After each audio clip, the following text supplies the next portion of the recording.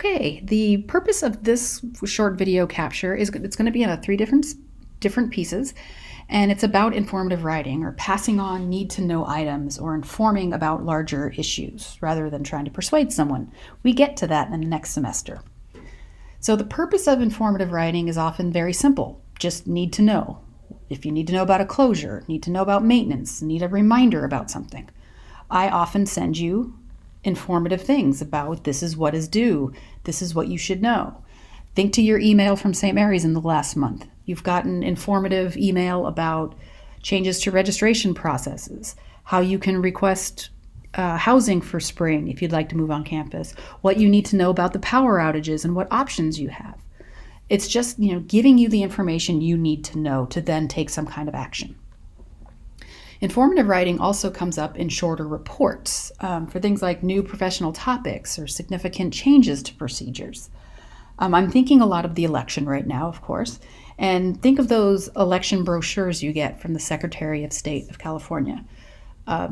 If you vote yes on this proposition, this is what it means. If you vote no on this proposition, this is what it means. And then on our end, as professionals, particularly with something like Proposition 22, which will define whether a gig economy worker, someone who drives for Lyft or Uber, is an employee or an independent contractor. That's going to change a lot of things. So maybe, if it passes one way, we'll have to tell another company, this is what you can expect. This is what that means. We don't need to inform them, vote yes on this, vote no on this. We're just telling them, what does this mean? In informative memos, just inform, just the facts. You don't need to persuade or suggest any kind of actions for someone to decide to take.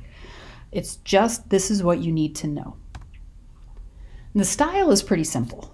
We want to separate ideas into its own paragraph so it's easy to follow. You can use subheads and subheadings to highlight specific concepts. The first sentence is that topic sentence. What is this paragraph going to be about? You want to write very structured so that someone can read it very quickly and understand what you're talking about.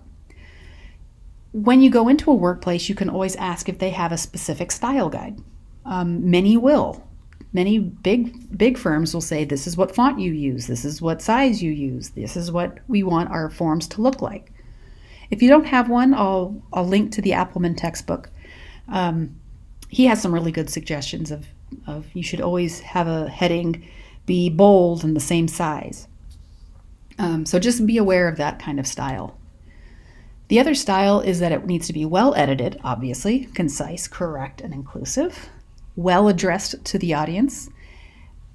Those things should look very familiar. We've talked about them all semester.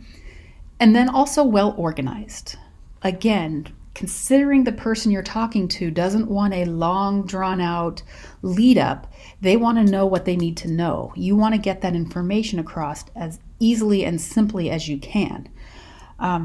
One of the ways you're going to do that is through organization. And the next video capture will be just about that.